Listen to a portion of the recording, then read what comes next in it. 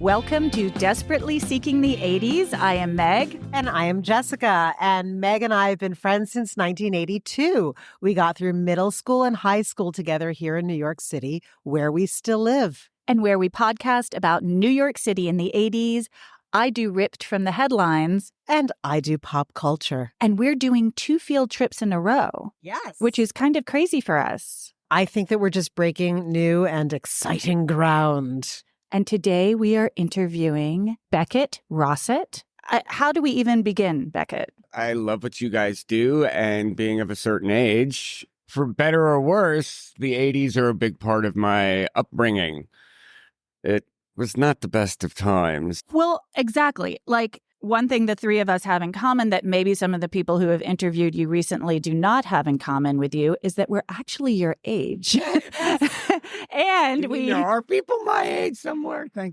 So I'll just say, Meg, you and Beckett know one another because you're an actor and you performed at his space and then became friends.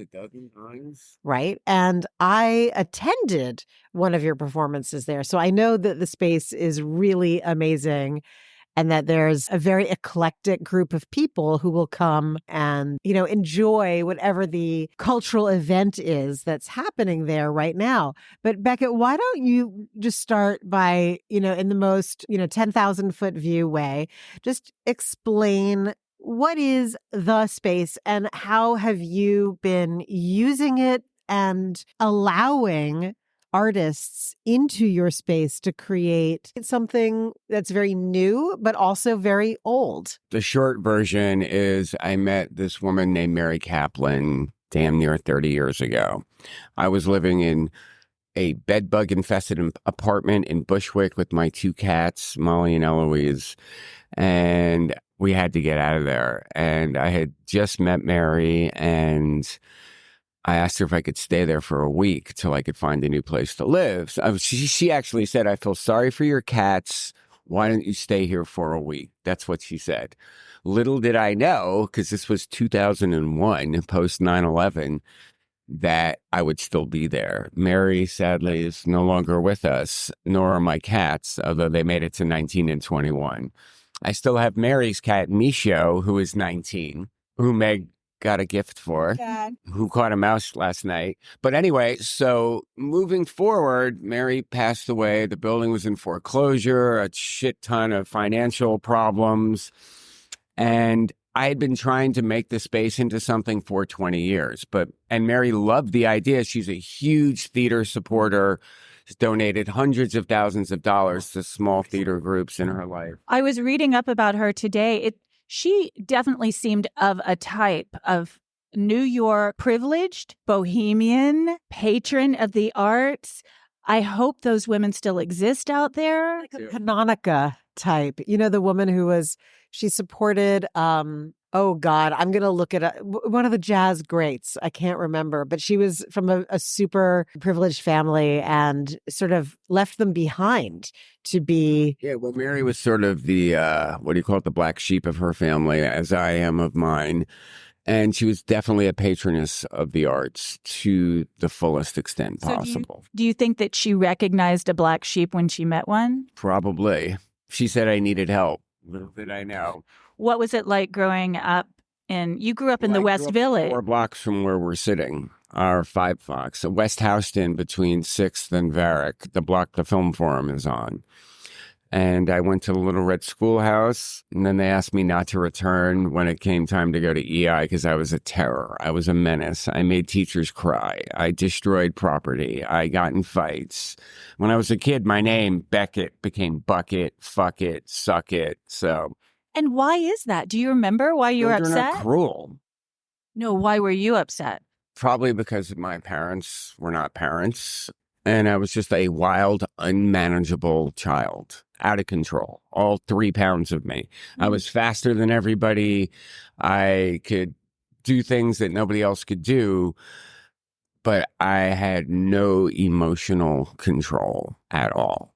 And it just made my life hell. And then I became a drug addict. It's interesting. On the podcast, we've talked about a few stories of boys in New York City. When I was just going through all of our past episodes today, we've done stories on 4 different young boys who at a very early age in the 80s, growing up in New York, something went off and then that was it. It was like there was no coming back. Yeah. And I don't know if that's something about the place, something about the time, something about being a boy, but it struck me as a pattern. For sure. Well, certainly any kid, boy or girl, needs their parents to play a role in their development. And when you don't have that, and some need it more than others, and I probably needed it 24/7 because I was so out of control. I mean, I can't explain to you. Insanely out of control. But anyway, I was born in 1969. My birthday was last week. So, thank you. I was 11 in 1980, and I got kicked out of a boarding school, I think in 82, a place called Rumsey Hall, and I had a friend there, and he got kicked out. His name was Charlie, and he lived on Horatio Street. And at that point, I was living on 11th between Bleecker and Hudson. My parents got divorced when I was 10, so I was with my mom and my sister there. And Charlie and I became friends. And at the age of like 12 or 13, we were going to the no longer existing 8th Street Playhouse and watching the Rocky Horror Picture Show. Mm-hmm. So I spent my early teen years in a very, what now would be called trans gay world, despite being neither. And I had a shit ton of fun. And as it is now, it was then with the cocaine. That's what's so weird. Like, everybody did coke in the 80s. And now that's what these people do. I mean, they also do this other stuff. But I was shocked to see people doing cocaine. Cocaine, like, that's the fashionable drug now. And speaking of, just to quickly digress, so I don't sound like a total lunatic about Panonica. So Mary Kaplan does come from this tradition of women of privilege. Panonica was a Rothschild and wound up being the patron and then lover of Thelonious Monk. Field trip, field trip, field trip, field trip. What else did you and Charlie get up to? So, well, Charlie likes smoking pot, which he still likes. You're still friends? Yes. Actually went up there. He lives in Maine during COVID briefly to escape. It was beautiful up there. I'm so glad to hear that. Yes, exactly. He's my oldest friend. So we hung out with these people. We're doing whippets and snorting coke and smoking weed. And would you explain to everybody what a whippet is? Because that's a very 80s thing. That's also back in... Shut up. I've seen more people do whippets in the last year. It's horrifying. I did one and I was like, I'm going to die. No more of this. I mean, it's probably worse for you than the rest of those drugs in its own weird way. A whippet is a nitrous oxide cartridge, which you would make whipped cream out of or seltzer water, and you blow it. You have this device that opens it and it fills up like a balloon or something, and you inhale it. And it basically cuts off all the oxygen to your brain, which is why you feel high. You're basically being suffocated. Now, I remember in the 80s, there was a period of time where the supermarkets took them off the shelves because kids would just go in and stick them down their pants. Exactly. But so the other thing about the 80s, Charlie's parents were in the restaurant business, and I mean in a big way. So the 1980s food world is known for nouvelle cuisine and chefs like Jonathan Waxman. Charlie's parents opened restaurants with Jonathan Waxman, and one of my very first jobs was working at one of their restaurants. And I remember Jonathan screaming at me because nouvelle cuisine, everything was small, tiny, very petite little things. So, like, for example, they would give me a bunch of lettuce, romaine lettuce, to prep. I would have to take off like 90% or 80% of the leaves and throw them out. And he was screaming at me because I wasn't taking off enough leaves. That's so 80s, isn't it? I mean, the waste of it. I think of the 80s, I think of Ronald Reagan, which to me was the political and economic beginning of the ends. Neoliberalism was spawning its ugly head. People making fortunes overnight in a different way than now because the internet wasn't happening. just waste, greed, Donald Trump, a New Yorker, just things like that. Miami Vice, I had big jackets, silk white jackets with shoulder pads and all that crap. And we'd go out, we could eat for free. We'd get filet mignon and pink champagne at his parents' restaurants. Then we'd go get some cocaine and go watch the Rocky Horror Picture Show. When we were like 14.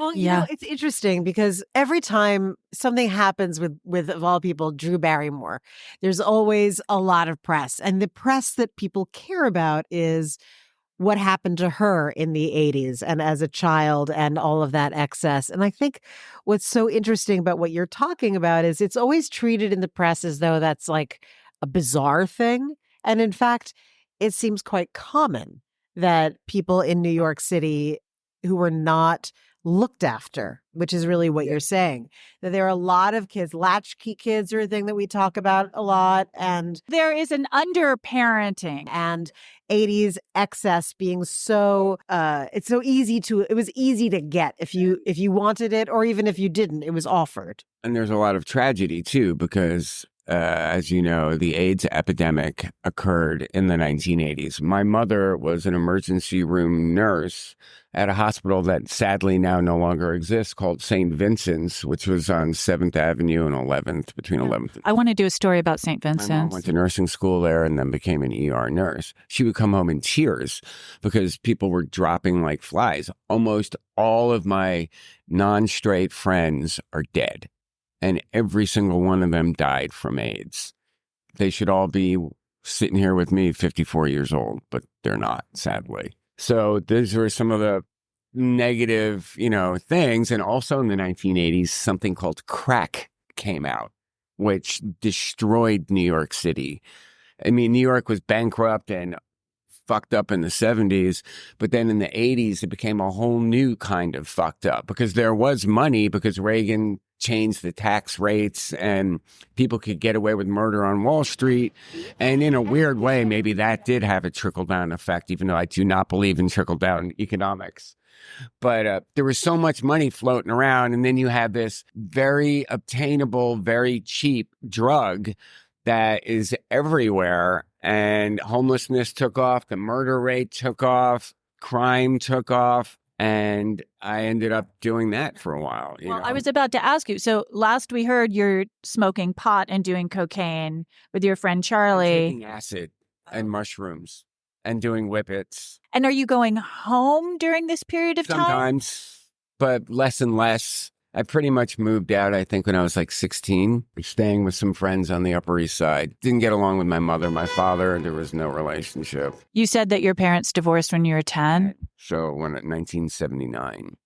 And was your sister in your household with your mom? Yeah, but we were not close. We're still not close. And she's normal. She went to Michigan. She's got 3 kids. She lives in Michigan. She's a nurse practitioner. So when you left Rumsey, was that it for school? No, then I went to Blair Academy. First, I went to New Lincoln, a private school on the Upper East Side that doesn't exist, for a couple of months. And they wanted nothing to do with me. And then I went to...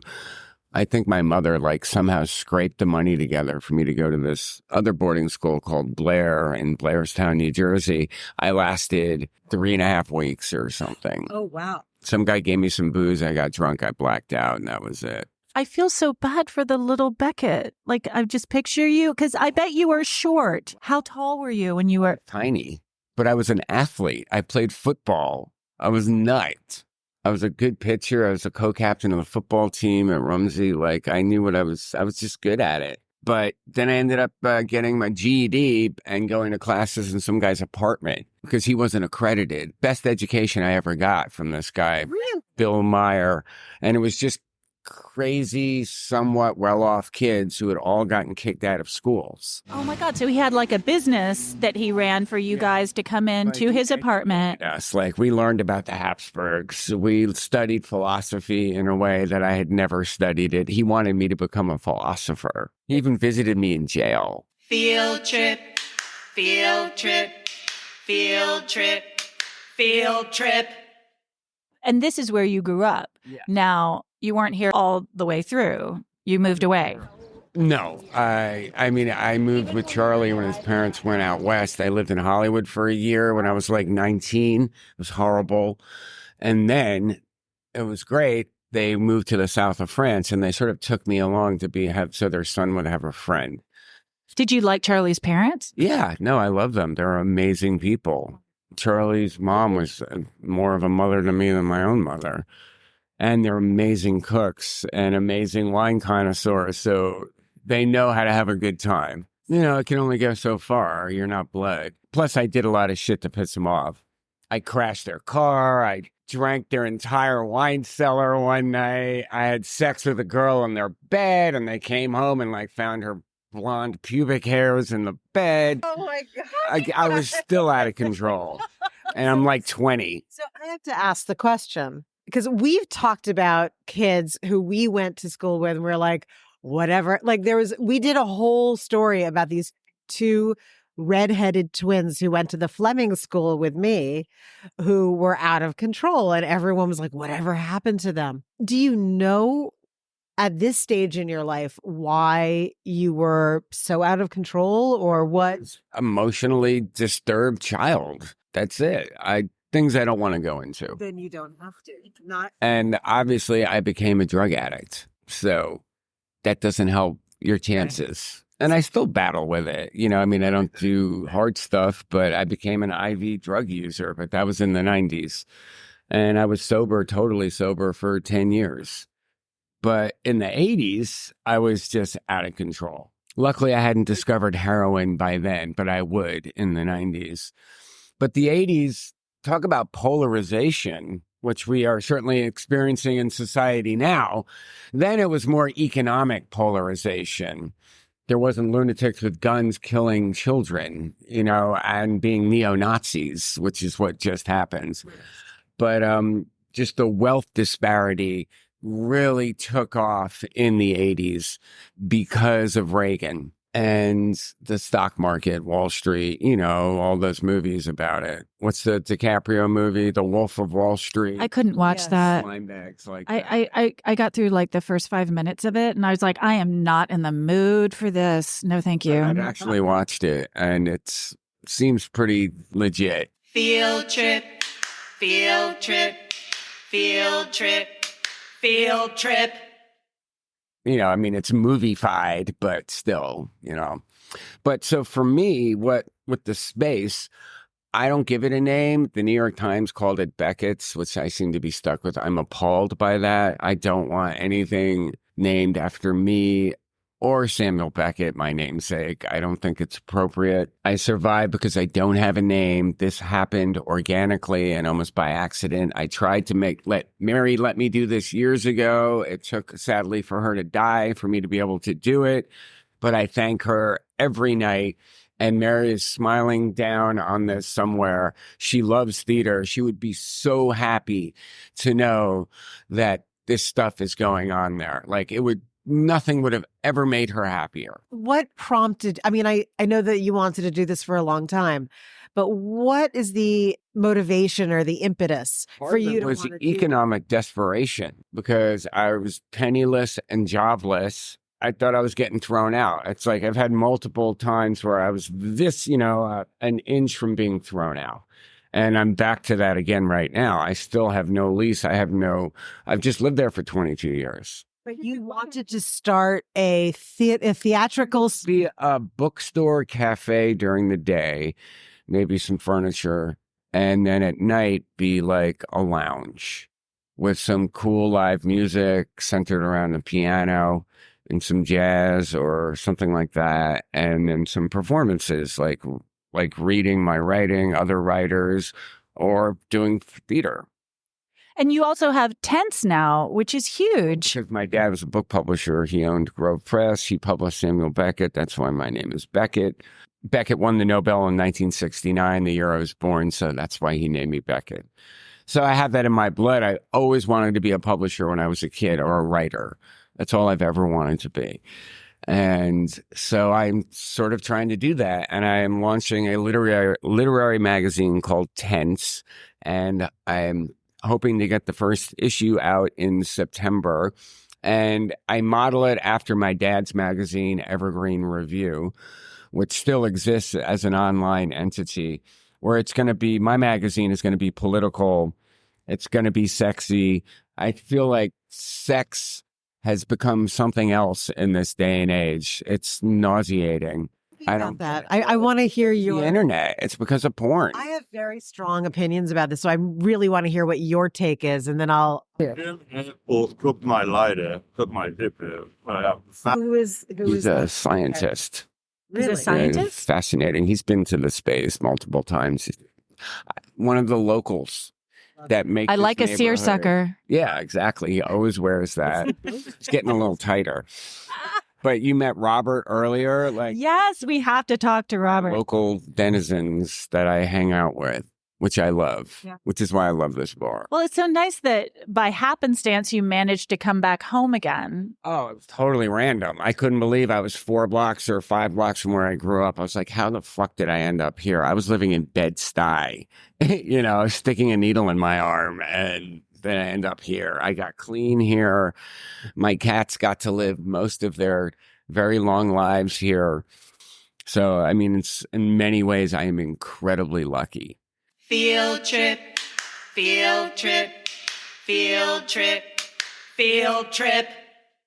So the magazine is a wonderful focus for you right now. Like, I want to find new voices. I want it to be a mix of some established people, but I really want to focus on new young writers. well, it's just like- got a lot of them hanging around. Well, that's what I've been doing. And that's also what I wanted to do with the space, was provide a place that gives an opportunity to largely unknown people, almost like it's off Broadway in a way. You know what I mean? And have these young people been snapping up the opportunity? Yeah, I got so many people who want to perform. I can't even Absolutely. tell you. I mean, I had an amazing opera singer who's blind perform one night. I've had a ballet dancer perform multiple times. Pole dancers now.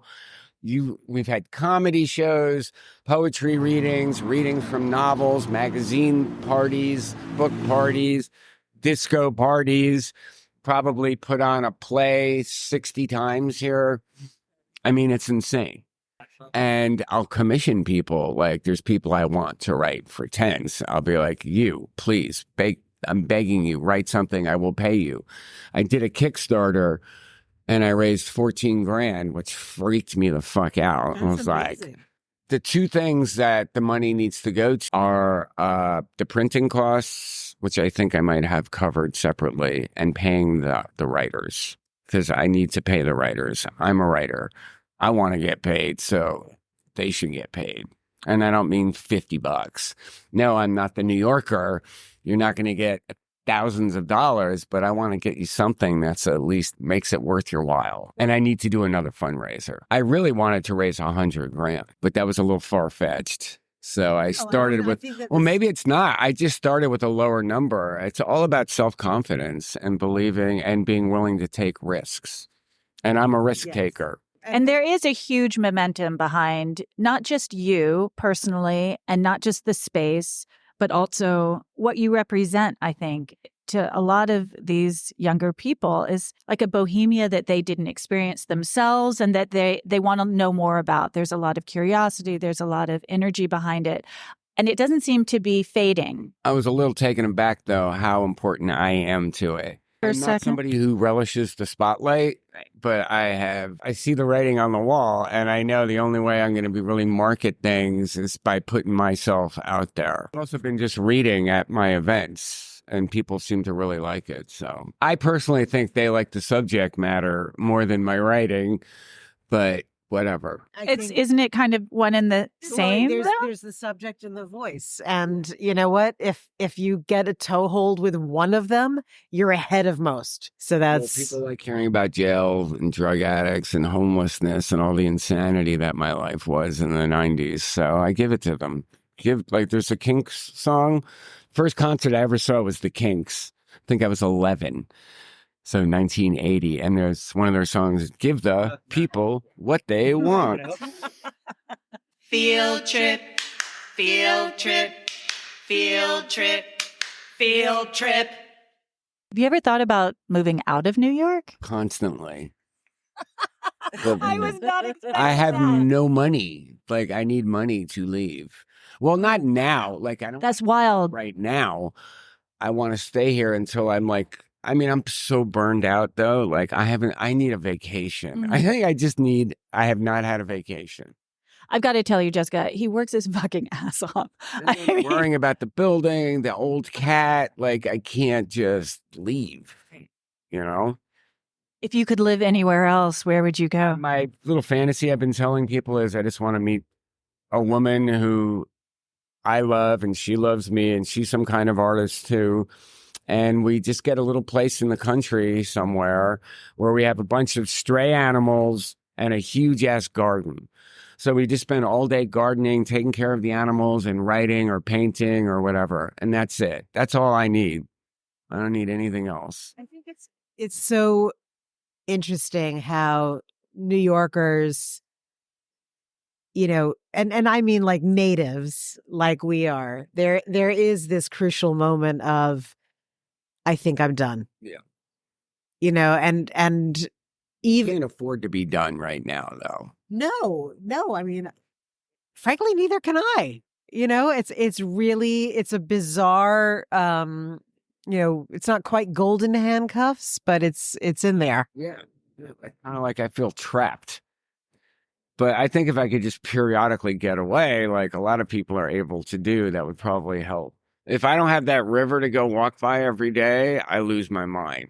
I mean, I couldn't get out of bed today because I was so depressed. The first thing I did was go down to the river and just walk in the sun. I need sun.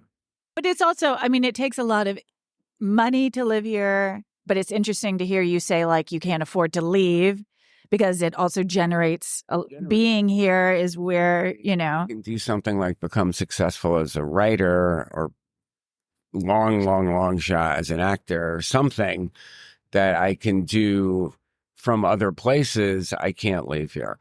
Plus, even just leaving this neighborhood, forget leaving New York. I am so attached to this neighborhood. It is my home in every sense of the word. I will fight for it. I defend it, you know? And so just leaving here is going to be traumatizing. You know, they say, like, what, breakups, moving, and getting a job. Those are the three worst things. And I agree. And, of course, people dying, but, you know. Like other than death. You've had a little bit of all of that. Yeah. Well, if you live long enough, everybody will. The other way that you know I'm a New Yorker, oops, I'll show you on my phone. We all have these apps, you know?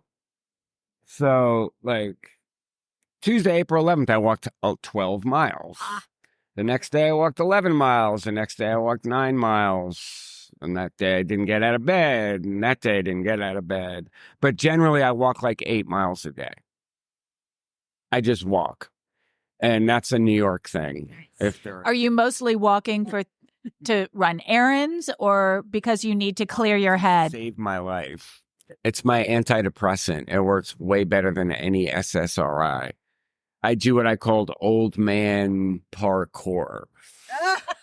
So I go down to the river. I put these AirPod things in my ears. I crank the music as loud as possible, and I dance and I jump off of things and I just bug the fuck out, and people are like, what?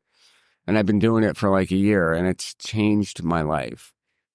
So it's good exercise. It keeps me agile and it's fun.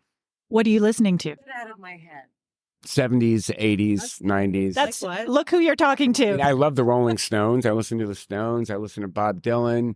But then I'll listen to like Donna Summer or the Bee Gees because you can move to it. You know, dance music is better because you can just get down. I mean, I go down there at 4 a.m. or 4 p.m.